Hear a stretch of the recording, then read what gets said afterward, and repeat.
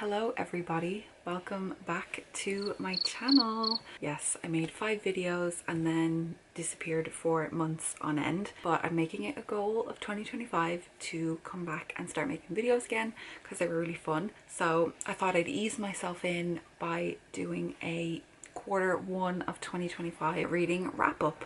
I thought that it would be fun just to get back in and let you guys know where my reading is at for the year so far. So let's all grab a drink. I have coffee. Yeah, we'll settle in and talk about what I've been reading so far. Obviously we're going to start with January because that's the way the months go. So I'll do physical reads first and then I'll do Kindle reads.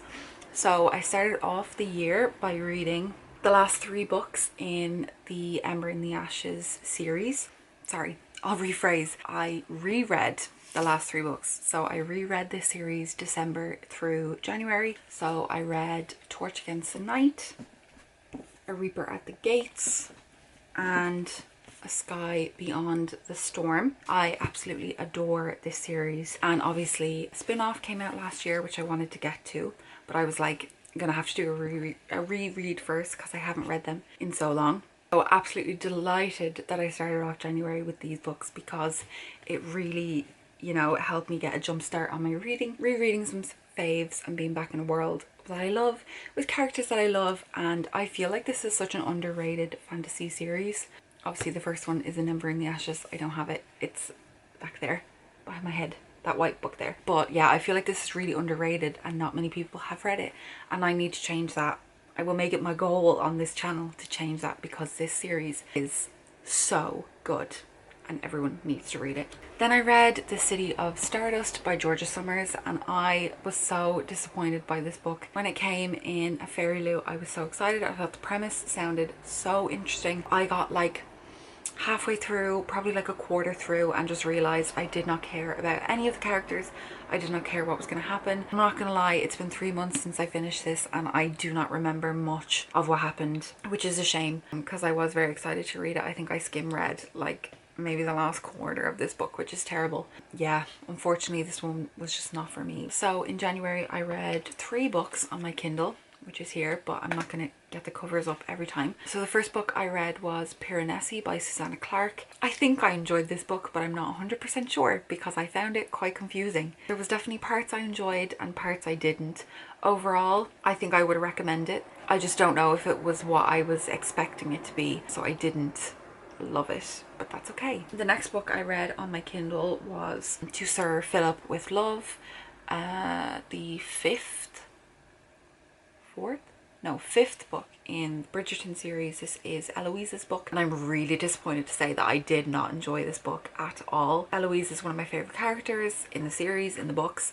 I love her, and I was just so disappointed by her story. I didn't feel the chemistry between her and Philip at all. I thought Philip was really annoying, and I'm not gonna lie, I kind of thought Eloise was quite annoying too. I just did not enjoy this book at all, which is a shame because I really enjoy these books and I really enjoy the characters, but not this one. The last book I read in December was When Haru Was Here by Dustin Tao. I read Dustin Tao's other book as well, and I enjoy them, but I don't love them. I don't know why. There's just something about the characters, not even the main characters, but there were a few questionable side characters in this book that I just didn't really enjoy reading about. So I liked it, but this one wasn't really for me. So I feel like we started off the month really strong and then it went a bit wonky in the middle.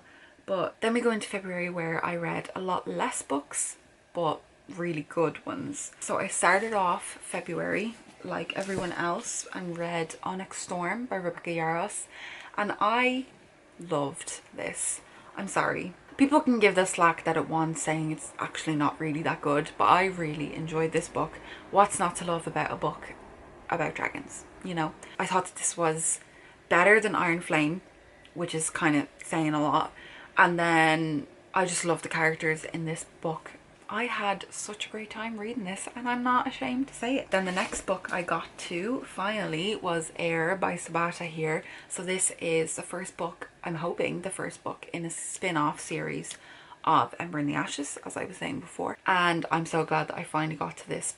But this was such a good addition to the world. I love all of the new characters that we met, and some of the old characters that we met, if that's not a spoiler to say. But I thought that this was a really good addition to the world. Definitely worth the read. Then I read First Time Caller by B.K. Barrison, and I really enjoyed this. I read one other book by B.K. Barrison. I read Love Light Farms last Christmas and really enjoyed that, and I really enjoyed this one too. I thought it was such an interesting premise for a romance story. I adore both the characters in this. Definitely going to be reading some more B.K. Barrison this year. And then the last book I read in February was on my Kindle, and that was Stone Blind by Natalie Haynes. I enjoyed this book to a degree, but it was not the story that I thought it was going to be, so I didn't love it. To be honest with you, the writing style just didn't really work for me. It was quite jumpy. It ruined the pace of the story because there was so much jumping back and forth between different characters and different plots. I'm sad to say that unfortunately this one just was not a favorite for me, which is a shame because I love Greek mythology, as you'll know if you watch my other videos. I'm literally wearing an Orpheus and Eurydice t-shirt today. So only 4 books in February, but they were some pretty good reads. They had some pretty good ratings. It was about quality over quantity in February. March I had some pretty good reading as well. So I started off the month with The Fifth Season by N.K. Jemisin, and I really enjoyed this one. Boy, did this take so much concentration for me to read. I mean, you're definitely gonna have to have your thinking cap on when you're reading this one. Not in like a bad way. The world is just really detailed and there's a lot going on and a lot of characters to keep track of, that it definitely took me a little bit longer to read than normal, but that's okay because I really enjoyed it, and I cannot wait to read the rest of the trilogy whenever that may be, hopefully soon. The next 2 books I read were the first 2 books in the Flesh and False Gods trilogy series. I'm not 100% sure yet. I think it's trilogy. So I did a reread of Immortal Longings.